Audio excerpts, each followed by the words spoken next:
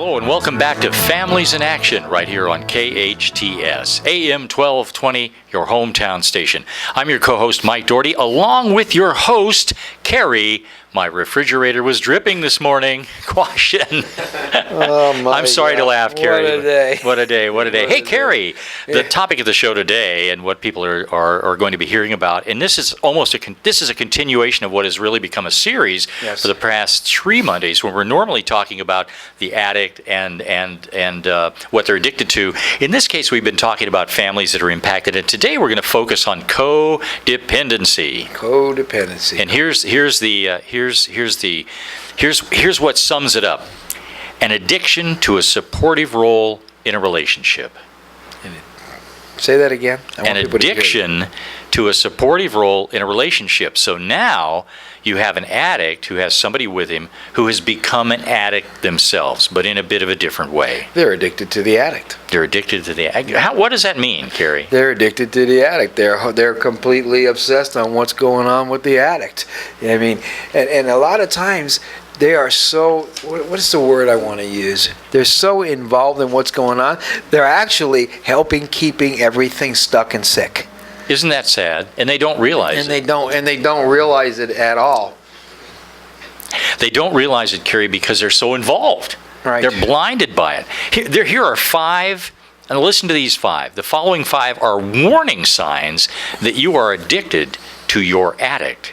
Taking responsibility for others. If struggling with codependency, the individual may feel a heightened sense of responsibility for the thoughts, needs, decisions of others, as well as their ultimate satisfaction in life. Wow, that's pretty heavy. It's my fault that he's doing this. They may try and solve the loved ones struggling with drug or alcohol abuse and offer unsolicited advice, which can just kind of put fuel in the fire and give the addict more reasons to use. Well, while this seems noble at first, these actions have a tendency to lead to feelings of anger and resentment.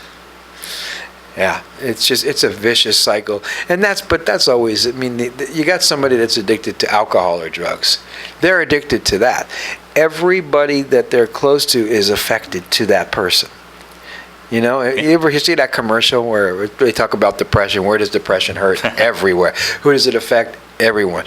What about alcohol and drugs? Where does it hurt? Everyone. I mean, It hurts everyone close to you. Now, here's a second sign that you may be a codependent: putting someone else's feelings above your own. Oftentimes, individuals dealing with codependency may lose their sense of self because they're so absorbed in the other person, because they become so focused on their loved ones, how they feel, how they think, what they believe, and it forces them to push their own feelings, beliefs, and thoughts to the side. And you know, we see that not just in husbands and wives, but we see that in parents too. When parents come to our support groups, for instance, there's such a crisis going on with their kid that they forget anything about themselves. They don't take care of themselves. Every single thought and thing that they're dealing with is on that child. So they forget to take care of themselves. I have parents that haven't been out in years. I have single moms that haven't been on a date in 5 years. Oh, wow. Because they're so obsessed in what's going on at home. And hey, if we don't learn how to take care of ourselves, everything else is going to fall apart. That's fact.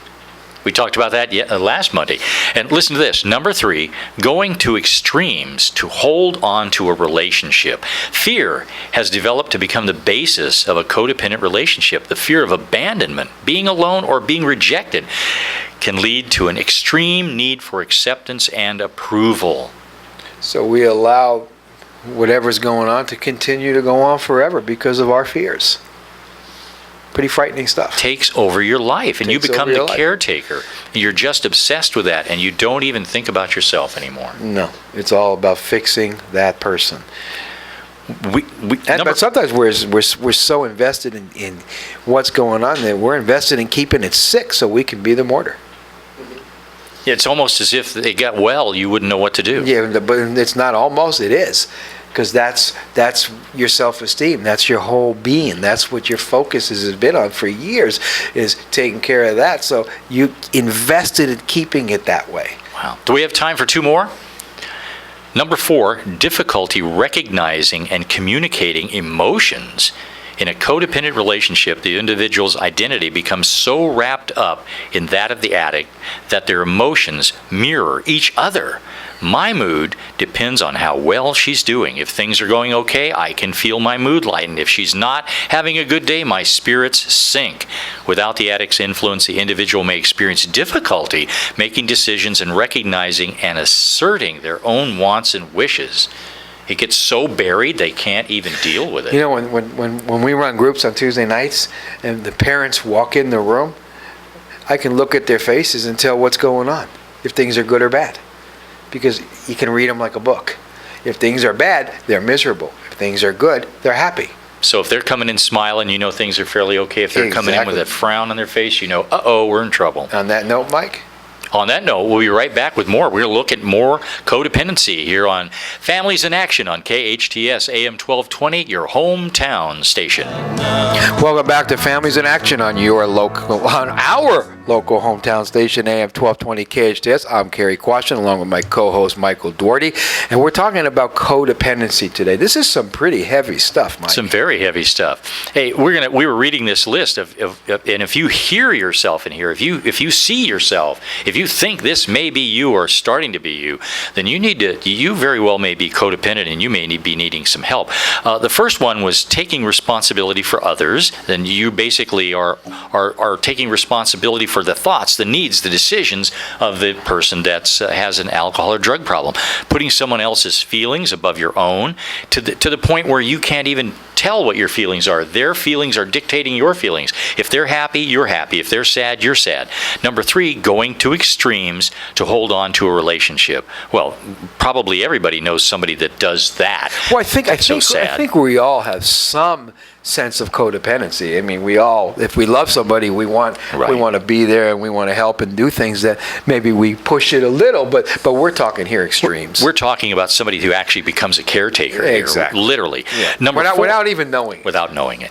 And number 4, difficulty recognizing and communicating emotions. We were just doing that, but we were talking about it, but without the addict's influence, the individual may experience difficulty making decisions and recognizing or asserting their own wants and wishes. And you were talking during the break about being able to see people come to your groups, and here come the parents, and you said that you can tell if it's a bad situation or a good situation by what? Just by their facial expressions. Just by looking at them. So here they come and they're sad, so you can tell is not having a good week. There's something bad going on. If they come in there and everybody's smiling, you know something's good. But it's even the same thing when you're at work. If you're at work and somebody comes on and they're just in an awful mood, you know something, that home's not right. I mean, you could just read it, right? Pretty much. Exactly. Pretty much. Having a bad hair day or something. Having a bad hair day, exactly. Yeah. Now, number 5, the inability to set and maintain personal boundaries. Individuals who have become codependent may struggle with setting personal boundaries for themselves. For instance, they might say yes when they mean no and take charge of situations more suited for others to take charge of. And by doing so, they are instilling a false sense of confidence in themselves that can become crashing down at any moment. Crashing. Right. Or they could say no, and they mean it, but they can be talked into yes. And those are the kinds of things that when you step on out of it, your self-esteem is so bad because you've just been beaten up so much, you know? What would you say to somebody that's listening and saying, well, you know, I'm doing some of this? Well, I say number 1, in life, the most important person in your world needs to be you, not anybody else. And it's that old story about the airplane, right? Exactly. If you're not okay, how are you going to be okay to help anybody else? So you have to be your priority. Then everything else counts. And also, you got to remember this, that the only person in this world that we really have any real control over is ourselves. We can't control anybody else. We might think we can, we might want to, we might wish we could, but at the end of the day, the only person you have power over is yourself. Now, I mentioned the airplane thing. Can you explain to our viewers what that is so they won't think I'm crazy? Yeah. Of course, if you've ever been on a plane, they have what you call flight attendants now. They used to call them stewardess, right? Well, now they're flight attendants, and if you're flying, one of the first things they'll say is, hey, if you're traveling with a small child, if we come into where oxygen, blah, blah, blah, blah, masks will fall. If you're traveling with a small child, please put your mask on first. Why? Because if you don't, then you pass out. How are you going to help your kid? So you have to take care of yourself before you can take care of somebody else. Kind of the same deal. Now, it's something that where people would probably say, hey, if I'm codependent, how do I turn that around? I can't do that by myself. Now, you folks at Action have things where people can attend that and learn how to deal with it. For parents and that are dealing with kids, come to our Action thing every Tuesday night at Canyon High School. It's free. It's a great parent support group. It'll help empower you so you'll feel better. I mean, if it's an addict or an alcoholic that you're dealing with, there's Al-Anon meetings and R-Anon meetings, and there's all kinds of stuff. Also, there's therapists. You can go to your clergy. Just reach out and get some help. Don't try to do this thing by yourself. Well, now, and by the way, alcoholism and addiction is really a disease of loneliness and secrets. Nobody wants to talk about it. And when you start talking about stuff and getting rid of the secrets, remember this, you're only as sick as your secrets. And here's another thought, Cary, and you can shed light on this. You've really got a couple of things going on here. First of all, you have somebody that's, let's say they're an alcoholic or they're an addict, and so they have a set of problems. Obviously. That they do. Here you are. You're, let's say, the husband, the wife, the girlfriend, the boyfriend, what have you, and you see what's happening, but you really don't know the proper way to respond to it, because generally speaking, and this isn't saying anything bad about anybody out there, but generally speaking, and generally meaning, in this case, 99.99% of people have no idea how to respond, and they respond improperly. They respond wrong. It's easy to become a co-addicted, isn't it? Oh, yeah.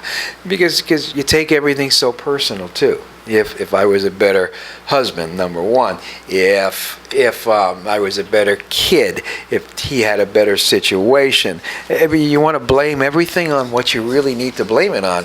And the alcoholic, they blame it on everybody else, too. It's your fault if you were a better wife, if I had a better boss, if I had a better life. Really, but the bottom line is, people don't blame it on what they really need to blame it on. If you have an alcohol or drug problem, blame it on alcohol and drugs. Exactly. If you blame it on what you need to blame it on, you can then make the changes.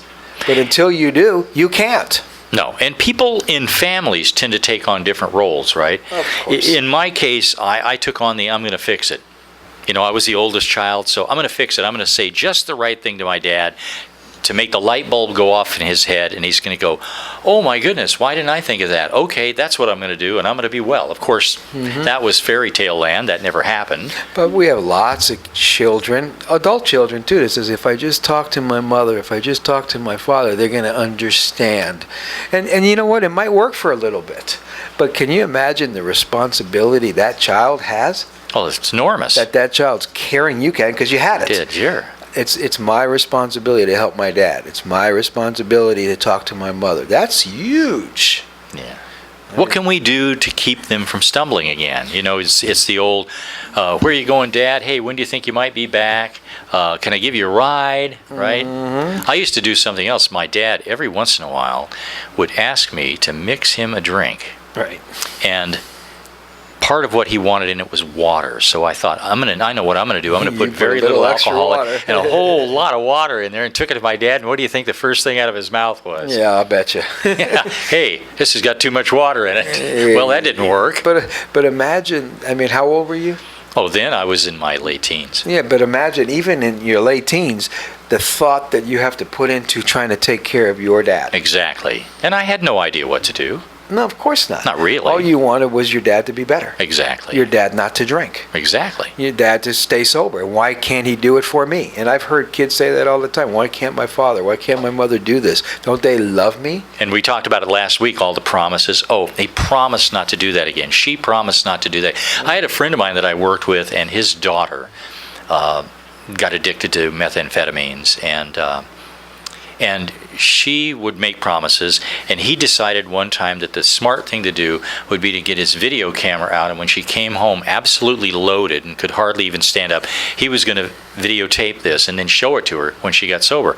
And he did. And of course the effect was not much of anything. Of course it was embarrassing, but did it make her stop using? No, she probably got drunk because she felt so bad at what she saw. And that's the vicious cycle of alcoholism and drug addiction. You want to stay sober, you do maybe a day or two or three, and then you drink and you do something terrible, and you get so humiliated and embarrassed that the only thing that's going to make you feel better is drinking again. So it really backfires completely when you do things like that. Really, I mean, but there's so many different things today that we can do. There's interventions, there's interventionists, there's treatment programs, there's many different areas which we could look into when we get back from break. This is Families in Action on our hometown station, AM 1220 KHTS.